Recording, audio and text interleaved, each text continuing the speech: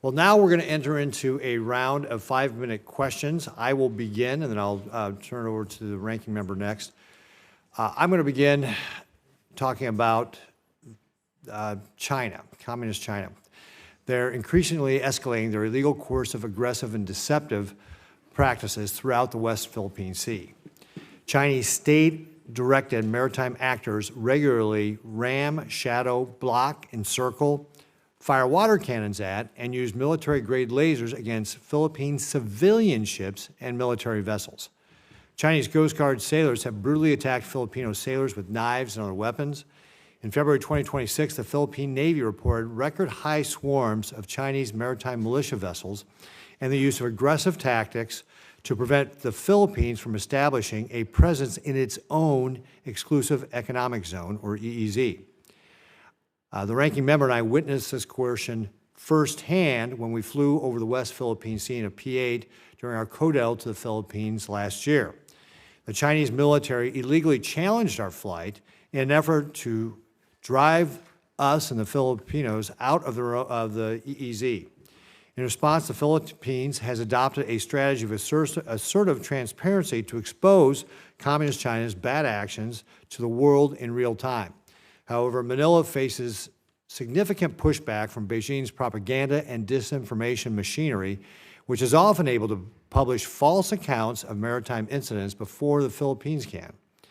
Mr. Lipton, if confirmed, how will you support the Philippines' assertive transparency strategy to expose Communist Chinese aggression in real time?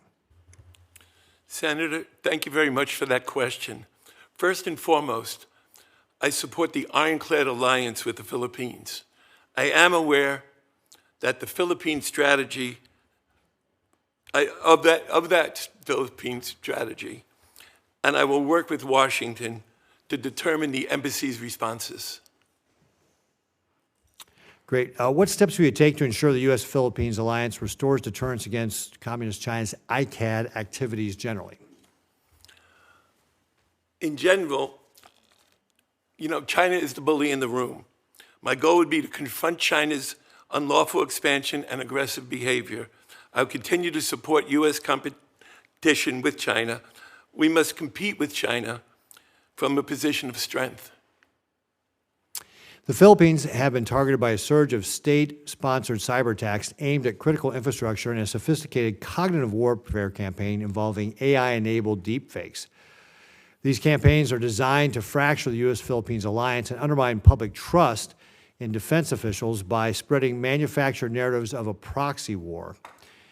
The Armed Forces of the Philippines, the AFP, recently identified these digital intrusions as a primary threat to national stability ahead of the 2028 elections.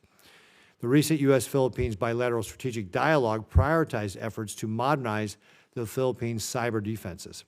Mr. Lipton, if confirmed as ambassador, how will you leverage the U.S. technical expertise to help Manila detect AI-driven disinformation and purge malware from critical Philippines infrastructure, including grids, banks, and ports?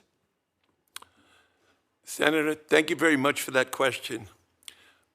Like I said, we have an ironclad alliance with the Philippines on cyber and information matters. I would work with the State Department, Department of War, and I would discuss the options with them. The Philippines is facing an energy security crisis as its energy demand is expected to quadruple by 2050.